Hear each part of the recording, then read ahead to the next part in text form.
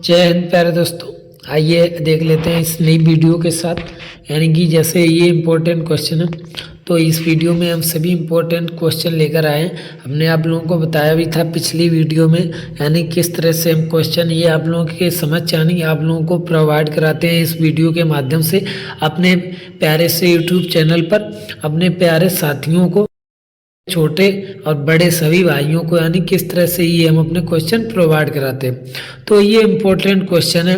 जैसे आप लोग बहुत से यानी कि जो नए बच्चे हैं वो जो पढ़ेंगे तो उनको भी लगे कि ये क्या न्यू क्वेश्चन है, क्योंकि उन्होंने ये क्वेश्चन अभी पढ़े नहीं, इसीलिए तो हम नई वीडियो में प्रत्येक वीडियो में नए नए अपडेट्स और नए नए क्वेश्चन लेकर आते रहते हैं। तो देखिए इसमें पहला क्वेश्चन है, स्ट्रेटोगोस नामक गवर्नर की शुरुआत किसने की थी? जैसे आप लोगों को समझ, ऑप्शन बी है शक, या ऑप्शन बी है इंडो ग्रीक, ऑप्शन सी है कुषाण, ऑप्शन डी है बैक्टीरियन। तो आप लोगों को पता होगा जो इंडो ग्रीक था ये गवर्नर, इसी यानी कि स्ट्रेटोगोस नामक गवर्नर की शुरुआत की थी किसने? इंडो ग्रीक ने। तो इसका सही आंसर होगा ऑप्शन नंबर बी। अब जैसे क्वेश्चन नंबर दूसरा है, धर्मशास्त्र के एक लेखक ने सती प्रथा को आत्महत्या का कृत्य बताते हुए इसका विरोध किया था। यानी कि जो आप लोगों के नीचे जो ऑप्शन दिए गए हैं उनमें से यानी कि पहचानिए कौन सा होगा। जैसे अंग्रीस होगा, या फिर मेधातिथ, या उसाना, ऑप्शन डी है विष्णु। तो इसमें जो है मेधातिथ है, इसी यानी कि यही इसका करेक्ट आंसर होगा, क्योंकि यही क्या है आत्महत्या का जो विरोध किया था, तो इसी को यानी कि सही। तो ऑप्शन नंबर बी बिल्कुल करेक्ट आंसर है इस क्वेश्चन का। अब क्वेश्चन नंबर तीसरा, निम्नलिखित में से किराता जुर्नियम का लेखक कौन है? यानी कि जो किराता जुर्नियम है इसके लेखक कौन है? भारवी होगा, या दंडनी, या फिर वारामिहिर, या फिर कालिदास, कौन होंगे? तो आप लोगों को बता दें यानी कि जो भारवी है ये क्या है, ये इसी के क्या लेखक हैं। तो ऑप्शन ए बिल्कुल सही है, भारवी क्या है इसके लेखक। तो ऑप्शन नंबर ए बिल्कुल करेक्ट आंसर होगा इस क्वेश्चन का। क्वेश्चन नंबर 4, अशोक के निम्नलिखित में से प्रमुख शिलालेखों में से कौन से खरोष्टी लिपि में है? यानी कि जो अशोक की निम्नलिखित शिलालेख है उसमें से कौन सा एक क्या है खरोष्टी लिपि में है? जैसे मंसेरा और सहबाजगढ़ी, ऑप्शन बी है सांची, ऑप्शन सी है सारनाथ, ऑप्शन डी है भैरुत। तो इसमें कौन सा होगा? आप लोगों को पता होगा जो मंसेरा होता है और सहबाजगढ़ी है, ये क्या है यानी ये खरोष्टी लिपि में है शिलालेख जो कि अशोक के हैं। तो ऑप्शन ए बिल्कुल करेक्ट आंसर है इस क्वेश्चन का। अब क्वेश्चन नंबर 5 है, गौतम बुद्ध की संस्कृत में लिखी गई, यानी जो गौतम बुद्ध का संस्कृत में लिखा गया था महाकाव्य जीवनी बुद्ध चरित किसके द्वारा लिखी गई थी? अश्वघोष, ऑप्शन बी है इंद्रभूत, ऑप्शन सी है असंग, ऑप्शन डी है बोधिसेना। तो किसके द्वारा ये क्या लिखी गई थी? गौतम बुद्ध की जो संस्कृत में महाकाव्य लिखा गया था बुद्ध चरित, तो ये लिखा गया था अश्वघोष के, यानी अश्वघोष द्वारा लिखा गया, अश्वघोष के द्वारा लिखा गया था। तो ऑप्शन यानी कि इसका ए बिल्कुल करेक्ट आंसर होगा। क्वेश्चन नंबर 6, निम्नलिखित में से किस कुषाण सम्राट ने भारत में सर्वप्रथम सोने का सिक्का चलन में लाया था? इस चलाने में लाया था कौन सा? यानी कि वो कुषाण सम्राट जिसने क्या किया था, यानी कि सर्वप्रथम जो है सिक्का जो सोने का था वो यानी कि आया था। जैसे ऑप्शन ए है बिमा कन्फ्यूशियस, ऑप्शन बी है बिमा तख्तू, ऑप्शन सी है बासिक्का, ऑप्शन डी है कुजूला कन्फ्यूशियस। तो इसमें कौन सा आंसर सही ऑप्शन सही होगा? तो आप लोगों को पता होगा जो बिमा कन्फ्यूशियस थे इसी ने क्या किया था, यानी जो सोने का सिक्का था ये सर्वप्रथम चलने लगा था, यानी चलन में आया था। तो ऑप्शन ए बिल्कुल करेक्ट आंसर होगा इसका।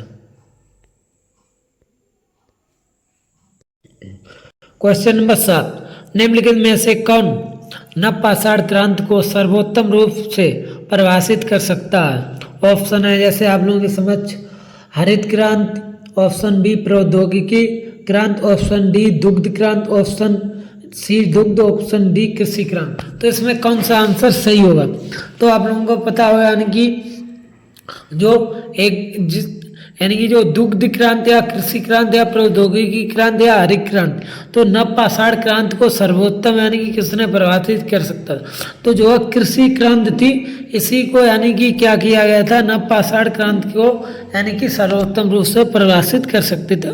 तो यानी कि ऑप्शन डी इसका बिल्कुल करेक्ट आंसर है।